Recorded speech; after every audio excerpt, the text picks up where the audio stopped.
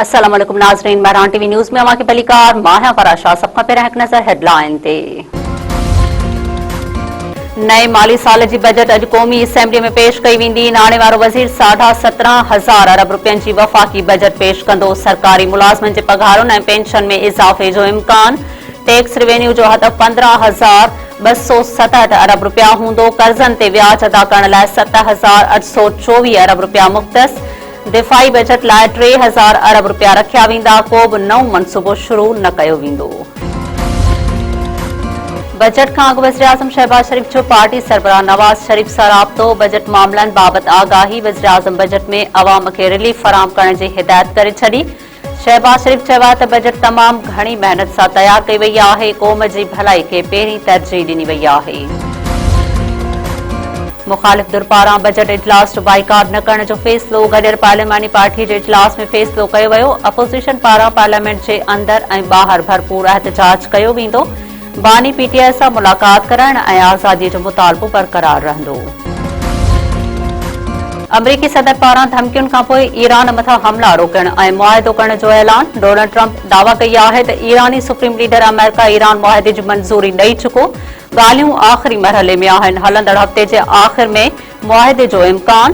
पंहिंजे बयान में अमरीकी सदर वधीक चयो आहे त मुआहिदे ते सहियूं करण वारी तक़रीब यूरोप में थियण जो इम्कान आहे। जेडी वेंस शरीक थींदो। अमन मुआहिदे में पाकिस्तान जो अहम किरदार आहे। पाकिस्तान जो वज़ीर आज़म ऐं फील्ड मार्शल अज़ीम इंसान आहिनि।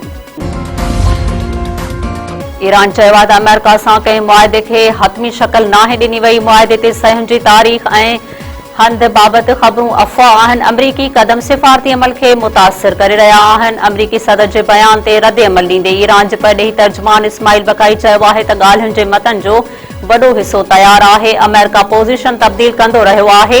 पाकिस्तान ऐं क़तर टियाकड़ीअ में फ़ाल किरदार अदा करे रहिया आहिनि। ईरान पंहिंजे रेड लाइन्स ते सौदेबाज़ी न कंदो।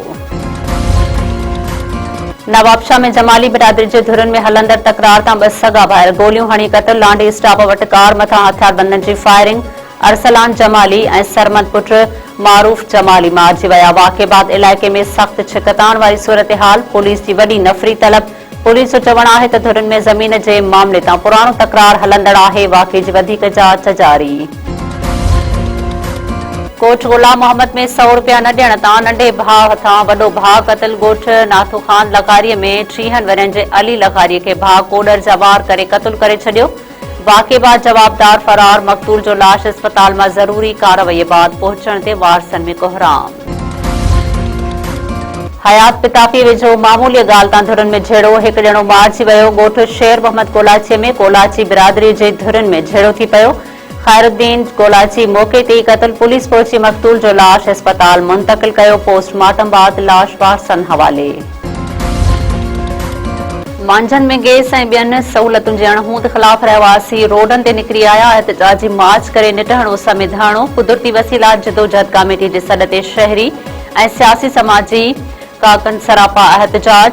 अलीआबाद इंडस हाईवे खां 2 किलोमीटर पैदल मार्च करे गैस कंपनी जी गेट आॾो धरणो। एसयूपी अॻवान जूनियर साईं जीएम सैयद ख़ुदा बख़्श थेबो जसकम अॻवान गुलशेर खोसो ऐं ॿियनि ख़िताब कंदे चयो आहे त अलीआबाद ऐं उंडरपुर मां वॾी मिक़दार में गैस निकिती आहे पर मांझनि जे कंहिं बि इलाइक़े खे गैस जी सहूलियत नाहे ॾिनी वई।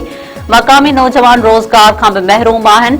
धारिया आणे भर्ती कया पिया वञनि। नोटिस वठी मसला हल कया वञनि। ॿी सूरत में जदोजहद खे वधीक तेज़ कयो वेंदो।